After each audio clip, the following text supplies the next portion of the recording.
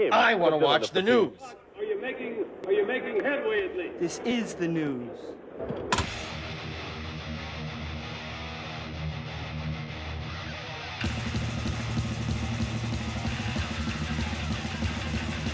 Schmack-a-mug-up, it's time for the only news that matters on Black Sabbath Sunday. And Don Airey, the legendary Don Airey, recalls coming to Black Sabbath at a time when they had a terrible reputation, only to find a family of lovable, wonderful musicians. Over the course of his career, Don Airey has earned the reputation of somebody who's played with everybody who was anybody in the British rock scene. That kind of reputation meant that it was only a matter of time before a Sunderland-born musician crossed paths with the godfathers of heavy metal. Don Airey jumped in as a keyboardist for hire on 1978's Never Say Die, which marked the end of Black Sabbath's classic lineup's first glory run. Recorded at a time when Black Sabbath was at its most chaotic era. Don Airey, who would later on find himself in Ozzy's solo band, where he contributed to Blizzard of Oz and Bark at the Moon, told Music Buzz in a recent interview that the situation in Black Sabbath was nowhere near like the rumors made out to be. He said, walking into the Black Sabbath sessions, they had a terrible reputation. Guitarist Tony Iommi for hitting people, singer Ozzy Osbourne for being crazy, mad. And so I walked in with my keyboards and set them up, and then they all came in. And first thing Ozzy said was, "Would you like a cup of tea?" "I'd love one, please, Ozzy." So we sat down, had a cup of tea, and it was like being in someone's front room with the family, which is what they said they were. They were a family. They were just wonderful. Same with Judas Priest. Same with all these bands. Same with Deep Purple. When John Lord decided to retire in 2002, Deep Purple came calling, and Airey answered. The keyboardist, who had been a member of the beloved British hard rock band, recalls, he said, John fell ill, and they had some sessions, and they had some festivals lined up.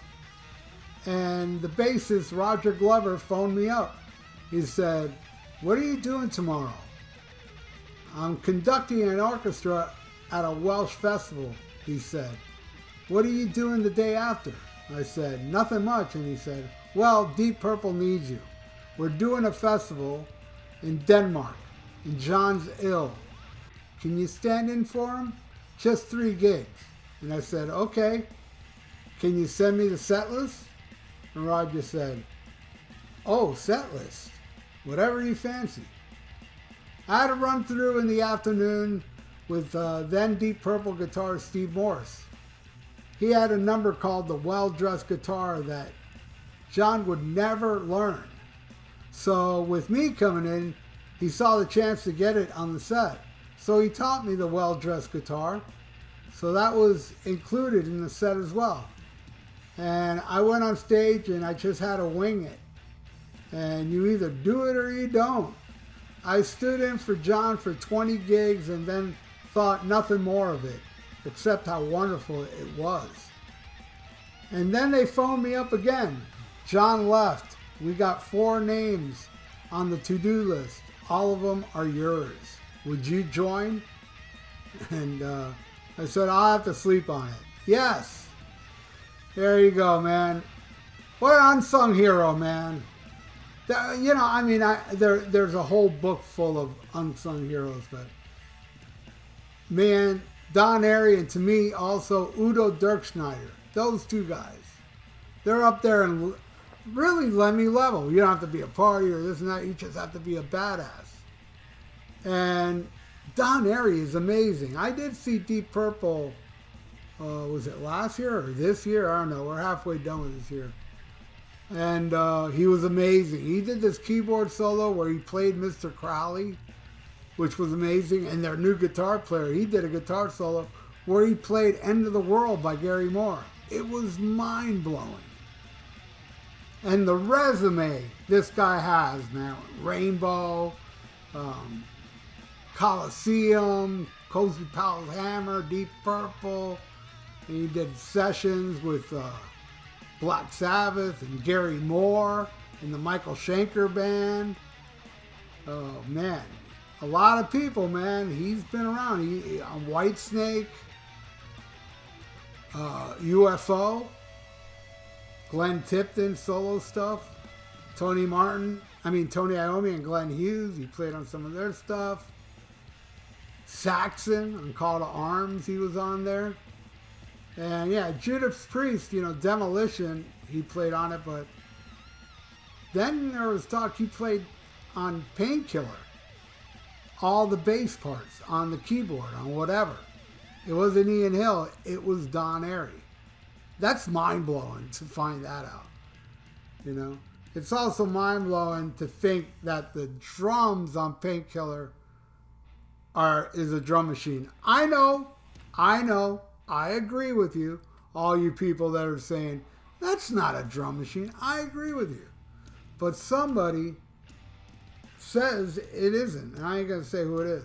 It's somebody famous, but whatever. It doesn't matter. I think he's wrong. And I love what Don Airey did on Never Say Die. Never Say Die is an album. May not be my favorite Black Sabbath album, but it's the Black Sabbath album I play the most. I play that one the most. I do love the hell out of that album. And what Don Airey does on it, especially on Air Dance. Whoa! His instrumentation, the piano, the whole vibe of that song. Don Airey is as important as Bill Ward, as Ozzy, as Geezer Butler, and Tony Iommi. He's as important as all of them when it comes to that song. His stamp on that song is extremely important. And I don't think that song would be as good without all the dreamy piano work he does and all that shit. Don Airey rules, man. And he rules hard. Do you agree with me? If you do, please leave it in the comments below. Do you disagree with me? Leave it in the comments below. It's all good, man. Let's all get together. Enough of the diversity. You think your way, I think my way, and let's just get together and live in harmony. Even if you're wrong or I'm wrong to you. All right? Let's live in harmony. There. I just saved the world. You're welcome, everybody. And hey, please subscribe to my channel if you haven't. Ring that little notification bell. And please like the video. It's good for the YouTube algorithms. So stay frosty. Listen to Black Sabbath with Don Airey and Schmack-a-ma-gob.